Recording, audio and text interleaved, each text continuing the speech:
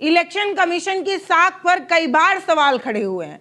कहा गया कि इलेक्शन कमीशन एक तरफा बैटिंग करती है, भाजपा के इशारे पर चुनाव लड़वाती है, जो भाजपा कहती है वही चुनाव आयोग कहती है, दोनों एक ही ताली के चट्टे बट्टे हैं। ये सब कुछ बार बार कहा गया। विपक्ष की तमाम पार्टियां चीख चीख कर ये कहती रही कि ईवीएम में झोल है, चुनाव आयोग पर न जाने कितने सवाल हैं। इसके बावजूद भी कोई पुख्ता सबूत किसी के पास था नहीं। सत्ता पक्ष के लोग ये कहते हैं कि जब ये चुनाव नहीं जीतते हैं तो इलेक्शन कमीशन पर और ईवीएम को दोषी मानते हैं, लेकिन विपक्ष की पार्टी कहती है कि कोई भी बटन दबाइए भाजपा को ही वोट जाएगा। इस तरीके के तमाम आरोप प्रत्यारोप थे, लेकिन एक सरकारी चिट्ठी, एक सरकारी ऑफिशियल लेटर, उस पर एक पार्टी का मोहर और फिर से कई सवाल और कई बार इलेक्शन कमीशन को फिर से घेरा गया। तो दरअसल इलेक्शन कमीशन का एक ऑफिशियल लेटर है जो आपको यहाँ पर नजर आ रहा होगा। इस पर भारतीय जनता पार्टी का जो है वो मोहर लगा हुआ है। अब देखिए, इलेक्शन कमीशन ऑफ इंडिया, ये प्रॉपर लेटर है जो चीफ इलेक्शन ऑफिसर की तरफ से दिया गया है और उस पर भारतीय जनता पार्टी का मोहर लगा हुआ है। ये लेटर बहुत तेजी से वायरल है और विपक्ष के तमाम लोग ये कह रहे हैं कि क्या सच में चुनाव आयोग निष्पक्ष है? क्या चुनाव आयोग निष्पक्षता से अपना काम कर रहा है या जो हम कह रहे थे वही हो रहा है? कई लोग तो ये भी कह रहे हैं कि अरे टेबल ही कम से कम बदल देते। मैं मानता हूं कि दफ्तर बदलना मुश्किल है, लेकिन एक टेबल तो बदली ही जा सकती है। एक ही छत के नीचे इलेक्शन कमीशन की एक अलग टेबल बना देते, भाजपा की एक अलग टेबल बना देते। कम से कम मोहरों का जो ठप्पा लगता है उसका लेन देन तो नहीं होता। इस तरीके से जग जाहिर थोड़ी होता कि कैसे इलेक्शन कमीशन भाजपा के इशारे पर कर रहा है। ये कल तक छुपा छुपी होता था, आज सामने हो रहा है। इस तरीके से विपक्ष की पार्टियां कह रही हैं। खुल्लम खुल्ला प्यार करेंगे हम दोनों वाला गाना आपने सुना ही होगा। तो ये जो इलेक्शन कमीशन और भाजपा का प्रेम है वो अब जग जाहिर हो गया है। छुपते छिपाते, मिलते मिलाते, अब ये जो नोटिस है वो अब सामने है। इस ऑफिशियल लेटर में भाजपा का ये जो मोहर है, इसके बाद विपक्ष की पार्टियों ने कैसे हंगामा खड़ा किया वो हम आपको बताएंगे। लेकिन जिस तरीके से ये पूरा बवाल है वो समझना जरूरी है। चुनाव आयोग के केरल विधानसभा चुनाव की गाइड से जुड़ा ये पूरा मसला बताया जा रहा है और वहां पर केरल बीजेपी का मोहर लगा हुआ जो आपको है वो दिख रहा है। कहा जा रहा है कि चुनाव आयोग जिस तरीके से चुनाव आयोग इस पर सफाई दे रहा है और कह रहा है कि ये एक मामूली सी गलती है और इस पर इतना हंगामा नहीं किया जाना चाहिए। इस पूरे मामले में दरअसल हुआ क्या है आपको सब कुछ आसानी से तसल्ली से बताते हैं और विपक्ष इस पर कैसे हमलावर है वो भी जानना बेहद ही दिलचस्प है। तो सबसे पहले आप ये जानिए कि ये घटना क्या है। दरअसल बीजेपी केरल यूनिट ने इलेक्शन कमीशन ऑफिस से 2019 की गाइडलाइन के बारे में जानकारी मांगी थी।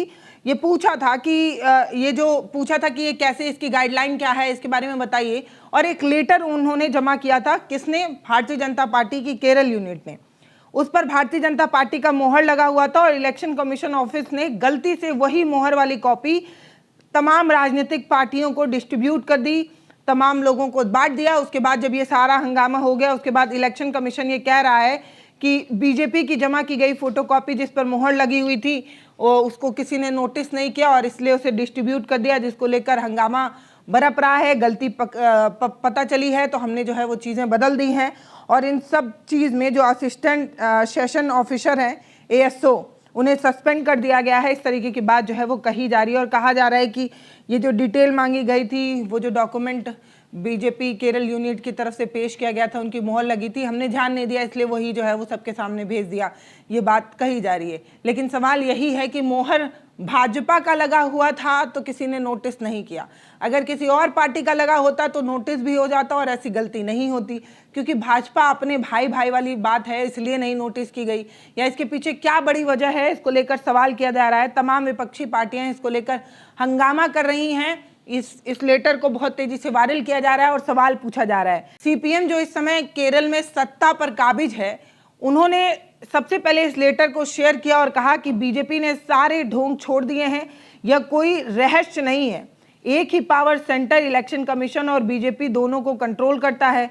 कम से कम 2 अलग डेस्क का ही दिखावा कर लेते, मतलब 2 अलग अलग टेबल ही बना देते, अब वो भी जरूरी नहीं लगता। इस तरीके से सबसे पहले इस लेटर को शेयर करते हुए तमाम तरीके के गंभीर सवाल करते हुए ये लंबा चौड़ा ट्वीट जो है वो किया जाता है। इसमें तमाम तरीके के गंभीर सवाल जो है वो उठाए जाते हैं और इस तरीके की बात कही जाती है। इस ट्वीट में लिखा है कि हम लोग इस पूरे मामले को समझना चाहते हैं। उनके लिए चुनाव आयोग द्वारा 19 मार्च 2019 को राजनीतिक दलों द्वारा भेजे गए एक पत्र के साथ लगे शपथ पत्र पर चुनाव आयोग की बजाय बीजेपी केरल यूनिट की मोहर पाई गई।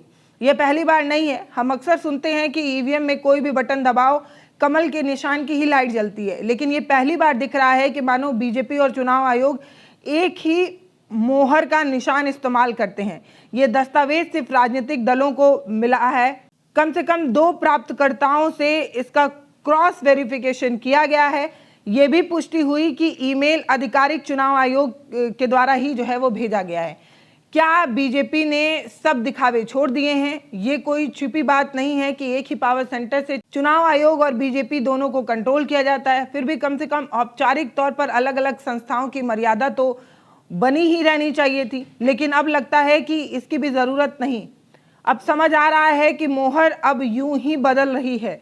चुनाव आयोग के पत्र पर बीजेपी की मोहर, ठीक वैसे जैसे पुराने आरोप ईवीएम में जो भी बटन दबाओ कमल ही खिलता है। ये एक संयोग जैसा है या अब भी किसी का ध्यान देने की जरूरत है या ध्यान देना चाहिए, इस तरीके की बात जो है वो कही गई है। तो ऐसे तमाम तरीके के सवाल जो है वो किए जा रहे हैं कि अब सारे दिखावे बंद हो गए हैं। कम से कम जिस तरीके से एक ही पावर हाउस, एक ही सेंट्रल से ये सारी चीजें चल रही हैं। इस स्टैम्प पेपर वाला ये लेटर वायरल होने के बाद, इलेक्शन कमीशन की सफाई आने के बाद, इस पर कांग्रेस जो है वो सवाल करते हुए कहती है कि ये कोई गलती नहीं, ये रेड फ्लैग है। एक संवैधानिक निकाय में बीजेपी का निशान आयोग की साख पर कई गंभीर सवाल खड़े करता है। इससे हमारी संस्था की सशंसता के बारे में भी पता चलता है।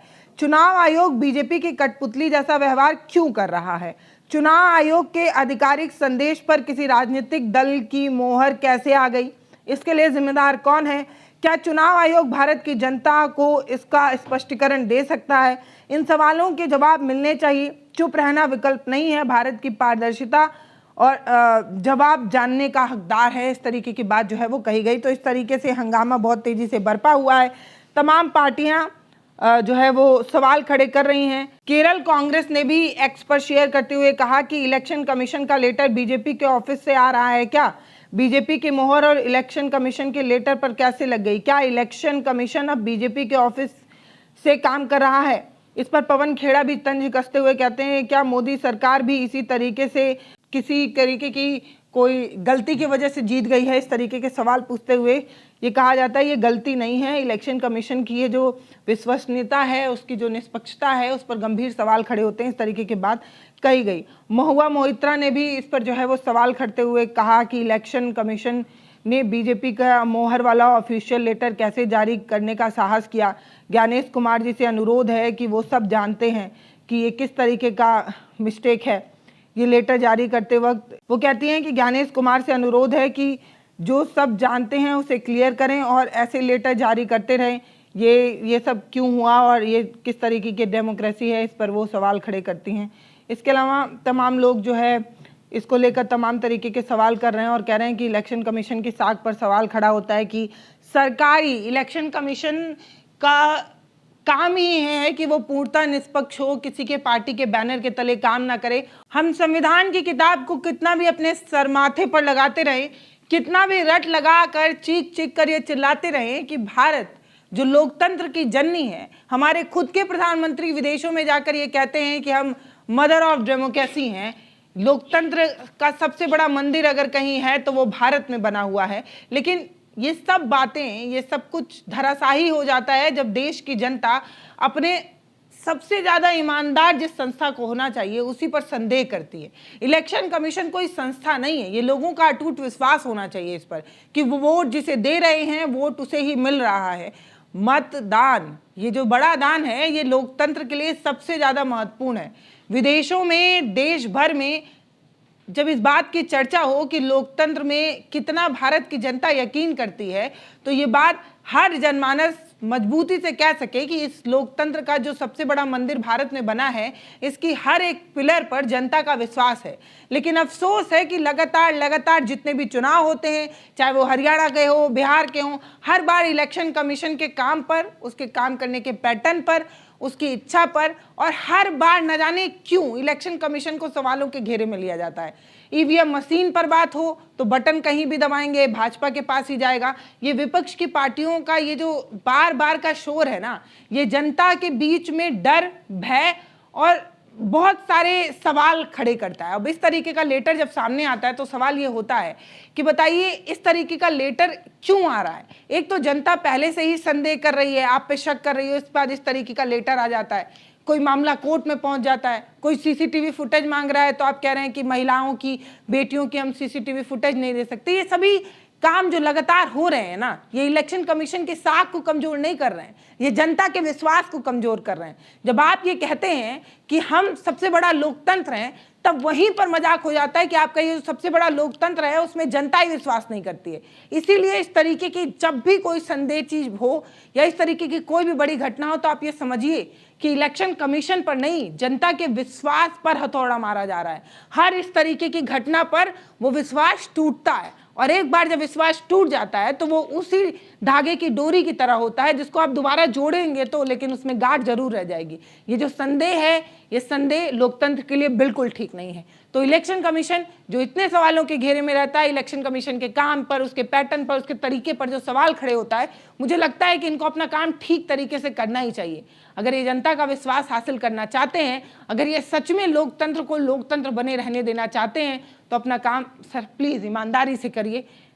बहुत ज़रूरी है ये, जनता के लिए भी, लोकतंत्र के लिए भी, और विदेश में जो अपनी साख है वो कमज़ोर ना हो इसके लिए भी। एक चुनाव सिर्फ चुनाव नहीं होता है, एक चुनाव बहुत बड़ी जिम्मेदारी होती है जो आपकी है। आपको मेरी ये कवरेज कैसी लगी आप हमें कमेंट सेक्शन में लिखकर बताइएगा।